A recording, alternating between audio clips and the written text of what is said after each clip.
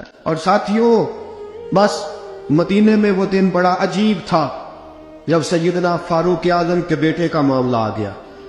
آج 60 سال کا بوڑھا عمر ابو شامہ حضرت عمر کے صاحبزادے، یہودیوں نے سازش کر کے انہیں نبیذ پلا دی۔ نبیذ جائز تھی، نبیذ کیا کہ شراب پلا دی۔ پھر مقدمہ قائم ہوا، کہا اب پتہ چلتا ہے عمر کتنا عدل کرتا ہے۔ سیدنا فاروق اعظم کے پاس گواہ آئے، صاحبزادہ اندر کھانا کھا رہا تھا، فاروق اعظم نے گریبان سے پکڑا، کھینچ کے لائے، فرمایا ابو شامہ چل، تو نے شراب پی ہے، تجھے کوڑے مارے جائیں گے، تیرے لیے 100 یا 80 کوڑوں کی سزا تیاری کر لے۔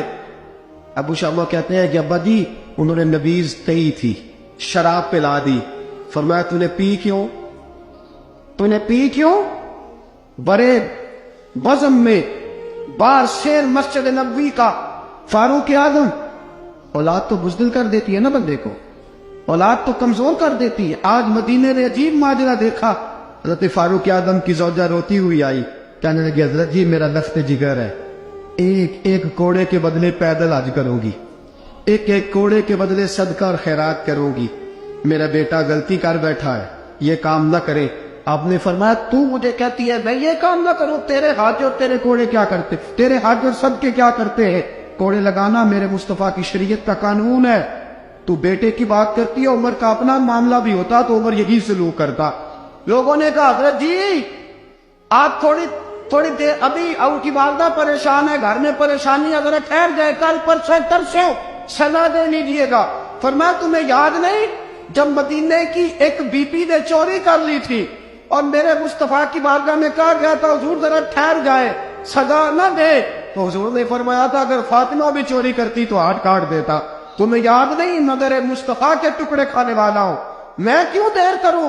اس نے گناہ کرتے نے دیر کی ہے، جو سزا پہ دیر کروں، برساؤ کوڑے۔ حضرت افلا نامی غلام، حضرت جی آپ کا لخت جگر ہے۔ فرمایا لخت جگر نہ دیکھ، مصطفیٰ کا قانون دیکھ، میرا بیٹا نہ دیکھ، مصطفیٰ کے قانون کا قیام ضروری ہے۔ اگر علی بیٹے کی قربانی دے سکتا ہے، اگر لوگ فاطمہ کے بیٹے کی قربانی یاد رکھیں گے تو تاریخ کبھی بھی عمر کے بیٹے کی قربانی نہیں بھولے گی۔ فرمایا غلطی سے ہو گیا یا جیسے بھی، اسے خیال کرنا چاہیے تھا، کوڑے لگاؤ۔ 80 کوڑے لگے تو بیٹے کی روح پرواز کر گئی۔ جب جوان بیٹا کسی کا، کوثر نیازی نے کہا تھا باپ کا جنازہ اٹھانا بڑا آسان، پر بیٹوں کے جنازے اٹھانے بڑے مشکل ہیں۔ جب فاروق اعظم کا بیٹے کا انتقال ہوا، بیٹے نے آنکھیں کھولی، باپ کی طرف دیکھا تو سیدنا فاروق اعظم عدل و انصاف، 2 آنسو آنکھوں میں آئے، کہ بیٹا حضور سے جا کے کہنا